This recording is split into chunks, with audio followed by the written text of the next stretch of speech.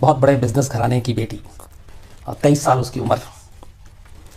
तो वो एक इंस्टीट्यूट में पढ़ाई कर रही थी ग्राफिक्स की, और कोलकाता के उसी एक इंस्टीट्यूट में ग्राफिक्स पढ़ाने का काम करा था कोलकाता के एक बहुत ही बेहद गरीब इलाके घर में रहने वाला एक लड़का, रिजवानुर रहमान, 27 साल उसकी उम्र। तो सेंट जेवियर से पढ़ने लिखने में बहुत होशियार रिजवानुर रहमान ने सेंट जेवियर्स कॉलेज से पढ़ाई की। उसके बाद फिर उसने ग्राफिक्स की पढ़ाई की और एक इंस्टीट्यूट में बतौर ग्राफिक्स टीचर पढ़ाने लगा। और उसी इंस्टीट्यूट में प्रियंका तोड़ी, जो कोलकाता के एक नामी बिजनेसमैन अशोक तोड़ी की बेटी, लक्स इंडस्ट्रीज़ के मालिक की बेटी, वो वहाँ ग्राफिक्स सीखने आती है और रिजवानुर रहमान उसका टीचर, वो उसको पढ़ा रहा होता है। दोनों की उम्र में 4 साल का फासला, वो 23 साल की, वो 27 साल का। धीरे धीरे दोनों में मुलाकात, बातचीत होती है और फिर प्यार हो जाता है। दोनों शादी करना चाहते हैं, लेकिन शादी में दिक्कत यह है कि दोनों के स्टेटस में बहुत बड़ा फ़र्क, फासला। बाकी जगहों का पता नहीं, लेकिन हमारे यहाँ बहुत चीज़ें माने रखती हैं और सोच जो है वो बीच में आती है हमेशा। तो दोनों के फाइनेंशियल स्टेटस में बहुत बड़ा फ़र्क, धर्म का फ़र्क, एक हिंदू एक मुस्लिम, ये भी बहुत बड़ी चीज़। तो मालूम था दोनों को कि घर वाले शादी के लिए तैयार नहीं होंगे, खासकर प्रियंका के घर वाले। तो इसीलिए इन दोनों ने चुपचाप खामोशी से शादी करने का फैसला किया। और 18 अगस्त 2007 इन्होंने स्पेशल मैरिज एक्ट के तहत कोलकाता में शादी कर ली। शादी के बाद कुछ दिनों तक इन्होंने इस शादी को छुपा कर रखा, दोनों ने अपने घर वालों से, रिजवानुर रहमान ने भी और प्रियंका ने भी। और प्रियंका फिर अपने घर पे ही रहने लगी और रिजवान अपने घर पे रहने लगा। लेकिन कुछ दिनों के बाद इन्होंने कहा कि आप ज़्यादा दिन छुपा नहीं सकते। तो रिजवान ने अपने भाई और अपने घर वालों को बताया कि उसने ऐसे ऐसे शादी की है। और उनको बताने के बाद एक दिन प्रियंका को वो अपने घर ले आता है और प्रियंका अपने जो तमाम ज़रूरी कागजात, जिसमें उसके बर्थ सर्टिफिकेट, कॉलेज के सर्टिफिकेट, एल्बम, फोटोग्राफ्स, कुछ कपड़े, वो सब लेकर एक तरह से अपने महल को छोड़कर एक चाल में आ जाती है, एक स्लम एरिया में आ जाती है। क्योंकि रिजवान की फैमिली वहीं पे रहती थी, जहाँ वो इलाका बहुत ही पिछड़ा, गरीब। तो जब दोनों आ जाते हैं, जिस दिन प्रियंका इसके घर पहुँचती है, तब पहली बार प्रियंका के घर वालों को ये बात पता चलती है। और ये खबर उनके लिए मतलब अजीब सी खबर थी। घर में कोई मानने को तैयार नहीं। कोलकाता का एक नामी बिजनेसमैन, उसकी बेटी है गरीब घर के लड़के से, वो भी मुसलमान, उससे शादी कर ली। तो जब खबर मिलती है तो किसी तरह ये फैमिली फिर भागा भागा आता है और उस इलाके में पहुंचता है जहाँ रिजवानुर रहमान रहता था। और अशोक तोड़ी खुद जाते हैं, उनका भाई, उनका साला, सब साथ पहुंचते हैं। और जाकर वो प्रियंका के आगे बहुत गिड़गिड़ाते हैं कि तुम वापस से चलो, जो भी हुआ है सब माफ़ कर देंगे। और जो लाइनें थी वो ये थी कि इससे बहुत बदनामी होगी, और दूसरा कि मैं किसी मुसलमान को अपना दामाद नहीं बना सकता, किसी सूरत में नहीं बना सकता। तो प्रियंका लेकिन तैयार नहीं हुई जाने के लिए। उन्होंने काफ़ी मान मुनव्वल किया, लेकिन वो बैरंग लौट गए। अब इन दोनों को खतरा था कि जाहिर सी बात है ये शादी के बाद कुछ ना कुछ होगा। तो प्रियंका और रिजवानुर रहमान एक एप्लीकेशन लिखते हैं और लोकल पुलिस स्टेशन में जाकर वो एप्लीकेशन देते हैं। और वो कहते हैं कि चूँकि हमने इस तरीके से हम दोनों का परिचय और हमने ऐसे ऐसे शादी की है, तो हमारी जान को ख़तरा हो सकता है, तो पुलिस हमें सुरक्षा दे, प्रोटेक्शन दे। ये लेटर दे देते हैं। अब कायदे से इन दोनों ने कोई गुनाह नहीं किया था, इसलिए कि दोनों बालिग, एक 23 साल, एक 27 साल, दोनों ने कानून के हिसाब से शादी की थी। लड़की ने भी ऐसा नहीं कहा कि वो उसको किडनैप किया गया, जब जबरन शादी की गई है। बाकायदा दोनों लेटर लेकर पुलिस स्टेशन जाते हैं, देते हैं। तो यहाँ पे कोलकाता पुलिस का एक फ़र्ज़ बनता था कि इन दोनों को सुरक्षा मुहैया कराई जाए। लेकिन यहीं से कोलकाता पुलिस का एक दूसरा रूप सामने आता है। वो इन दोनों की मदद करने की बजाय अशोक तोड़ी की मदद करने लगते हैं। और ख़ासतौर पर इनके एक डीसीपी थे उस वक्त, अजय कुमार। तो इस लेटर के बाद और उधर से जब वो प्रेशर आता है, उस इतना अमीर परिवार, ताकतवर परिवार, उनके नेटवर्क भी बड़े अच्छे, पुलिस के साथ कनेक्शन अच्छे, तो इन दोनों की मदद करने के बजाय कोलकाता पुलिस, जिसके डीसीपी खासतौर पर अजय कुमार, वो रिजवानुर रहमान को समझाते हैं कि तुम 1 हफ्ते के लिए प्रियंका को घर भेज दो उसके माँ बाप के पास, और वरना तुमको हम गिरफ्तार कर लेंगे किसी भी केस में फंसा कर। तो ये पहली बार एक सच्चाई का सामना करना पड़ता है रिजवानुर रहमान को। लेकिन वो भेजता नहीं है।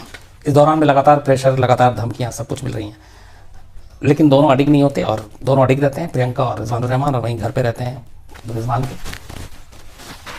धीरे धीरे वक्त बीतता है।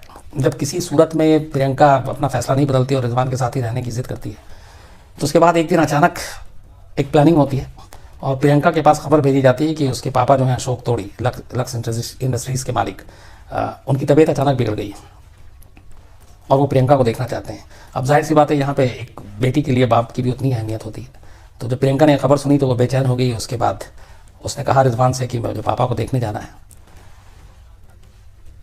और ये बात अशोक तोड़ी के भाई ने खबर दी थी कि बीमार है, और साथ में उन्होंने ये भी कहा कि एक बॉन्ड देते हैं उसके जो अंकल थे अनिल तोड़ी, कि एक बॉन्ड पर साइन करके दिया कि वो वापस फिर प्रियंका जो है जैसी तबीयत ठीक होगी वापस लौटा देंगे और प्रियंका वापस अपने ससुराल आ जाएगी।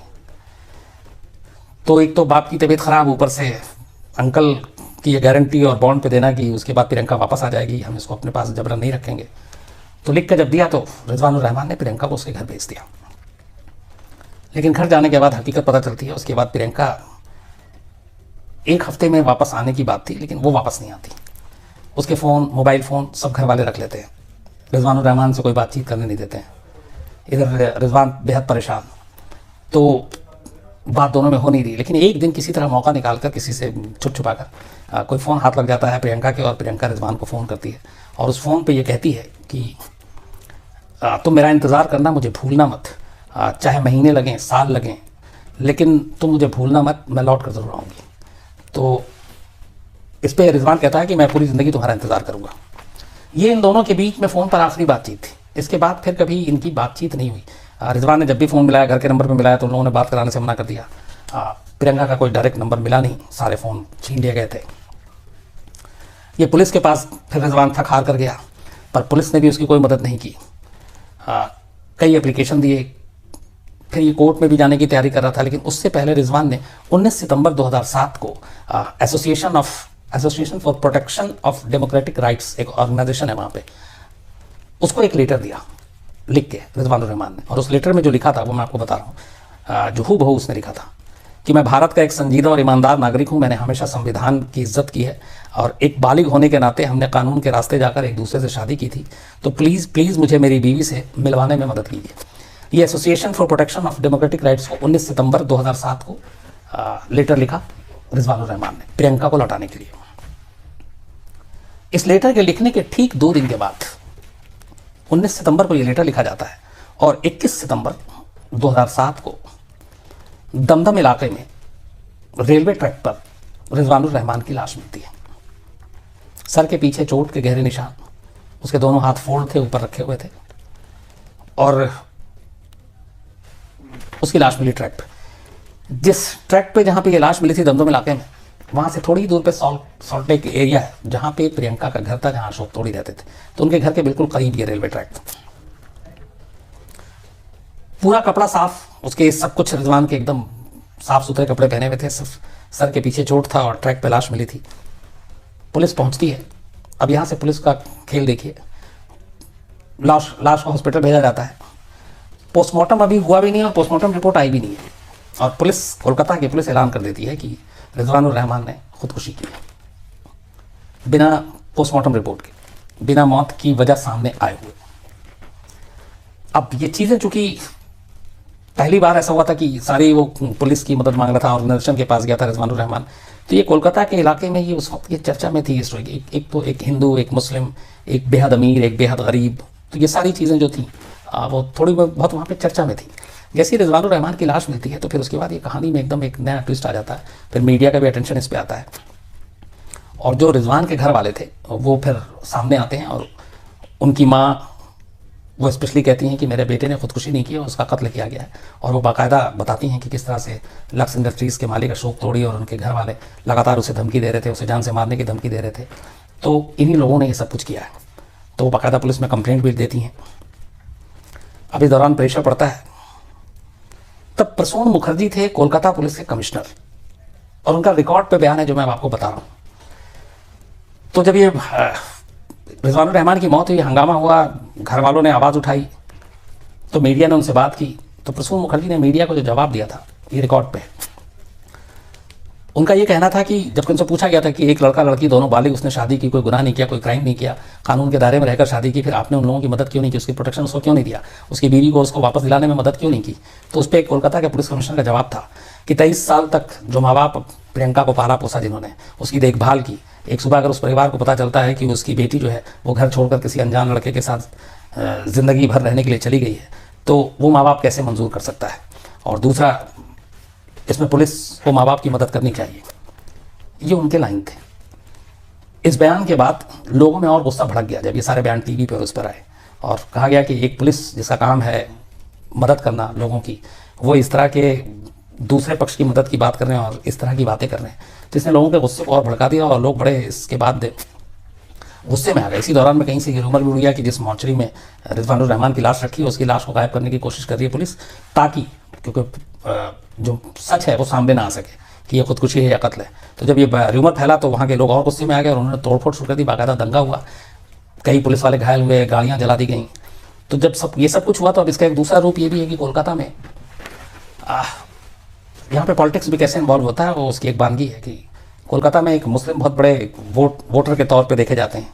तो वहाँ पे लगा उस वक्त बुद्धदेव भट्टाचार्य चीफ मिनिस्टर थे कि इससे पूरी जो मुस्लिम तबका है वो नाराज़ हो जाएगा, उनका वोटर नाराज़ हो जाएगा। तो उन्होंने लोगों का गुस्सा शांत करने के लिए प्रसून मुखर्जी को, जो कलकत्ता पुलिस के कमिश्नर थे, उनको उनके पद से हटा दिया और दबाव बढ़ा तो उन्होंने फिर इस मामले की जाँच CBI को सौंपने का ऐलान कर दिया। ये दो चीज़ें उन्होंने किया ताकि लोगों का गुस्सा शांत हो।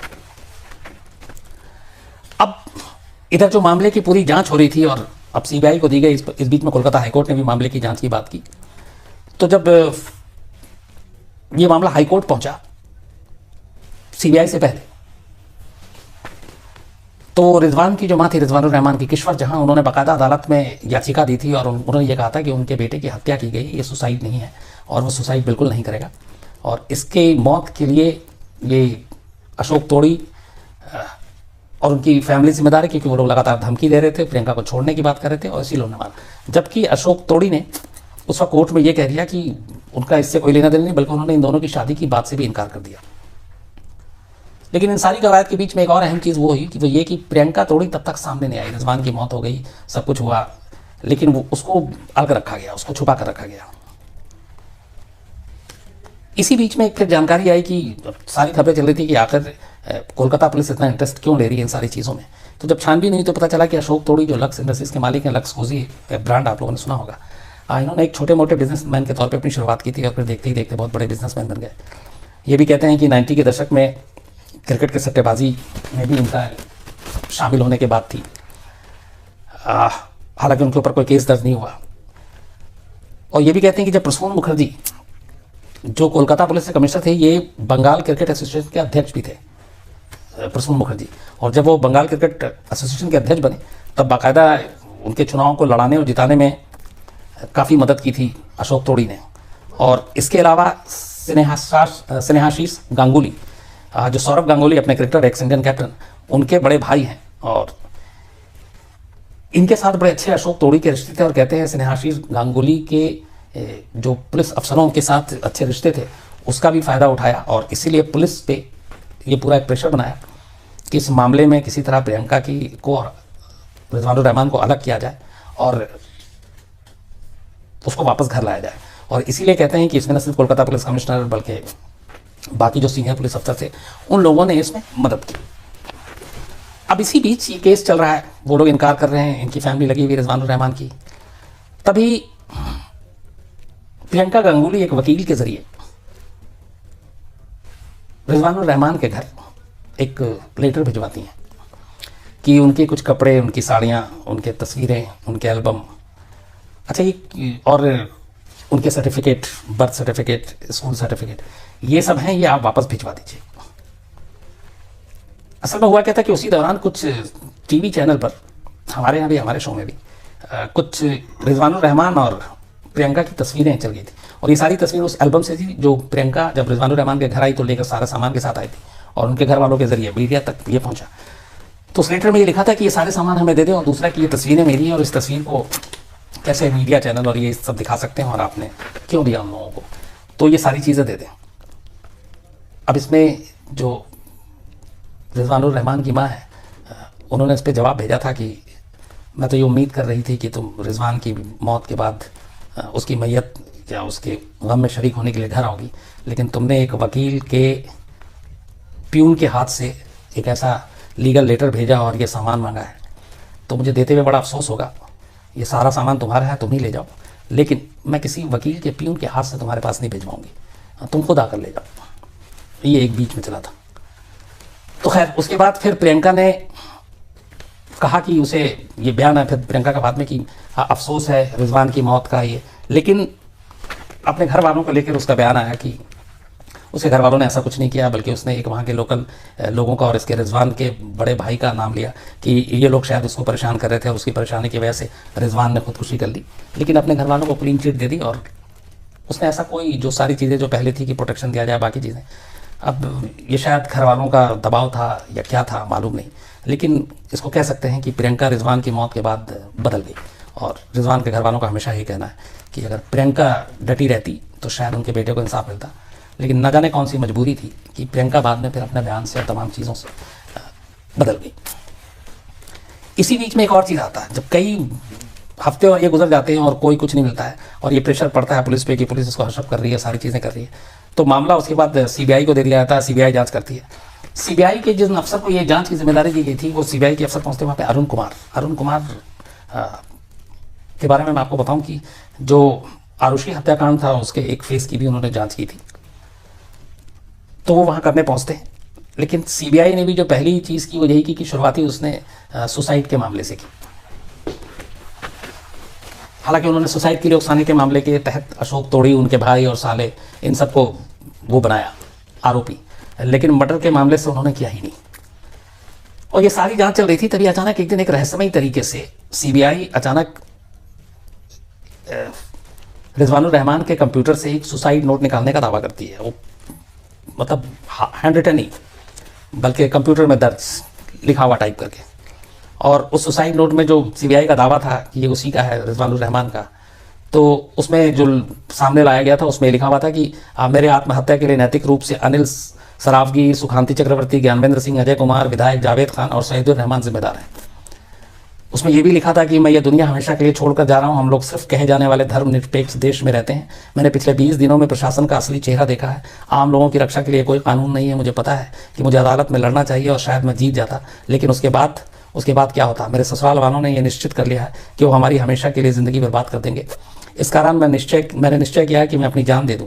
मैं अपने ससुर अशोक तोड़ी को इसके लिए माफ़ कर देता हूं, क्योंकि आखिरकार वो मेरे पिता है। ये जो सीबीआई ने एक दावा किया था कि ये रिजवानुर रहमान के कंप्यूटर में ये सुसाइड नोट था, और ये भी इल्ज़ाम लगाया था कि ये सुसाइड नोट रिजवानुर रहमान के भाइयों ने डिलीट कर दिया था, लेकिन सीबीआई ने किसी तरह इसको वापस हासिल किया और ये सामने रखा गया। सीबीआई का दावा था कि ये सुसाइड नोट 18 सितंबर 2008 का लिखा गया था, जिसे कंप्यूटर में 8:20 में सुरक्षित किया गया था, लेकिन इसे हटा दिया गया था। बाद में खैर सीबीआई ने इसको निकाला और चार्जशीट में भी इस सुसाइड नोट को हिस्सा बनाया। ये एक पहलू और आया सीबीआई का, जिससे ये साबित किया गया कि रिजवानुर रहमान ने खुदकुशी की। लेकिन रिजवानुर रहमान ने खुदकुशी की या उसका कत्ल किया गया, ये सीबीआई के इस दावे के बाद अचानक एक और नया ट्विस्ट आता है, जिससे सवाल खड़ा हो जाता है। 21 सितंबर 2007 को रिजवानुर रहमान की लाश मिलती। इस लाश को जिसने सबसे पहले देखा था रेलवे ट्रैक पर दमदम के किनारे, अब वो अरिंदम मन्ना एक रेलवे पुलिस में सब इंस्पेक्टर था। उसने वो लाश देखी थी और उसी ने बताया था कि लाश के दोनों हाथ सीने पर रखे हुए थे और बिल्कुल साफ था, वो था। और उसने ये कहा था, बयान दिया था, ये पहला आईओ था कायदे से, अरिंदम मन्ना, जो रेलवे पुलिस में सब इंस्पेक्टर था जीआरपी। इसका ये कहना था कि इसने खुदकुशी नहीं की है रिजवानुर रहमान ने, बल्कि वो उस वक्त ड्राइव कर रहा था और ड्राइव करके जा रहा था। उसने उसे लास्ट जब देखा था और बोला कि वो रेलवे ट्रैक पे या गाड़ी के आगे कूदने या टकराने के लिए मैंने उसको ना देखा ना उसने खुदकुशी की है। तो ये पहला विटनेस, वो भी एक सब इंस्पेक्टर रेलवे का, अरिंदम मन्ना, इसने ये बयान दिया। अब 21 सितंबर 2007 को रिजवानुर रहमान की मौत होती है और उसके करीब 1.5 साल के बाद 11 फरवरी 2009 को इसी अरिंदम मन्ना की लाश रेलवे ट्रैक पर मिलती है, जो इस केस का सबसे बड़ा चश्मदीद, पहला गवाह, और जिसने ये कहा था कि उसने खुदकुशी नहीं की है। अब इसकी लाश कैसी मिली और किस हालत में मिली, ये भी सुनिए। एक नजर में मतलब इस लाश को देख के पहचानना मुश्किल था।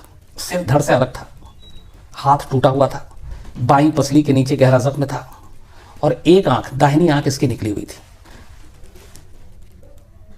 जब पुलिस की टीम वहां गई, उसकी लाश और इसका कनेक्शन रिजवानुर रहमान से था, तो यहां पे भी पोस्टमार्टम से पहले ही कोलकाता पुलिस ने डिक्लेयर कर दिया कि अरिंदम मन्ना ने सुसाइड किया है।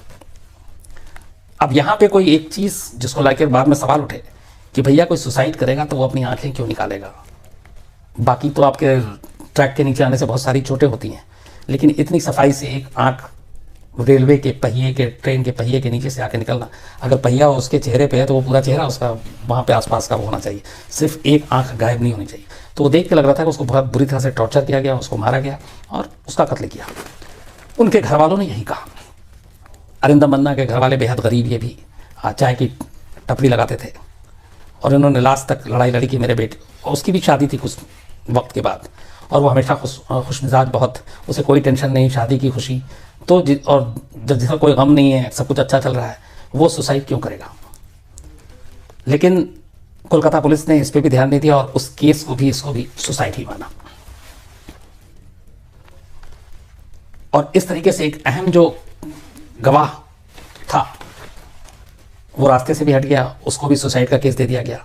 बाद में फिर सीबीआई ने सारे मामले की जांच की, उसके बाद उन्होंने इसको सुसाइड ही रखा था। लेकिन फिर कोर्ट के कहने पर, हाई कोर्ट के कहने पर कहा गया कि आप सिर्फ ये नहीं, आप इसको कत्ल के मामले से भी इसकी तफ्तीश करें। इसके बाद सीबीआई ने इस मामले में अशोक तोड़ी, उनके भाई प्रदीप तोड़ी, साला अनिल सरावगी और इन लोगों को जिम्मेदार मानते हुए चार्जशीट दाखिल की। इसके अलावा जो उस वक्त सारे जो काम कर रहे थे, जो टॉप पुलिस ऑफिशियल थे, जिनके ऊपर यह था कि जिनको प्रोटेक्शन देना चाहिए था, उन्होंने प्रोटेक्शन नहीं दिया,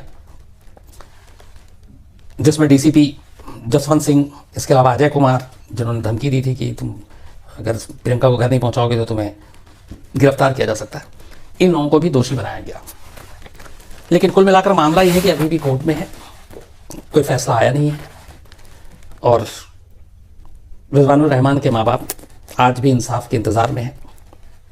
एक 27 साल का लड़का जिसने मोहब्बत की, गलती ये थी कि जिस लड़की से कि उन दोनों के बीच में बहुत फ़र्क था, अमीरी और गरीबी का, धर्म का, कल्चर का, तो उसको ये कीमत चुकानी पड़ी। आज करीब 11 साल हो गए हैं, लेकिन अभी तक इसमें इंसाफ कुछ नहीं हुआ है। बात रही प्रियंका तोड़ी की, तो प्रियंका तोड़ी बीच बीच में कभी कभी किसी टीवी शोज़ में, जिसमें लक्स इंडस्ट्रीज़ स्पॉन्सर होता है, उसमें विनर्स के नाम और वो अवार्ड देते हुए वो देख ली जाती हैं, दिखाई दे जाती हैं और कहते हैं कि लक्स इंडस्ट्रीज़ की जो इस वक्त एड डिपार्टमेंट है, उसकी वो हेड हैं, उसमें काम कर रही हैं, अब भी अपने फैमिली के साथ हैं और कभी कभी किसी इवेंट्स में वो पब्लिकली दिखाई दे जाती हैं। दूसरी तरफ रिजवानुर रहमान का परिवार वहीं कोलकाता में है, इंसाफ की लड़ाई जारी है और देखिए कब इंसाफ मिलता है और क्या इंसाफ मिलता है। सबसे बड़ा सवाल यही है कि क्या मिलता है। तो ये थी वो पूरी कहानी, एक अजीब सी, ये मतलब ये वो लव स्टोरी है जिसकी एंडिंग बहुत सैड है, जिसका अंजाम बहुत ही बुरा हुआ और जिसने एक वक्त कोलकाता को पूरी तरह से एकदम गर्मा कर दिया था। बट आज 11 साल के बाद भी उम्मीद है तो बस यही कि इंसाफ हो, और अब देखिए इंसाफ और कितना वक्त लेता है।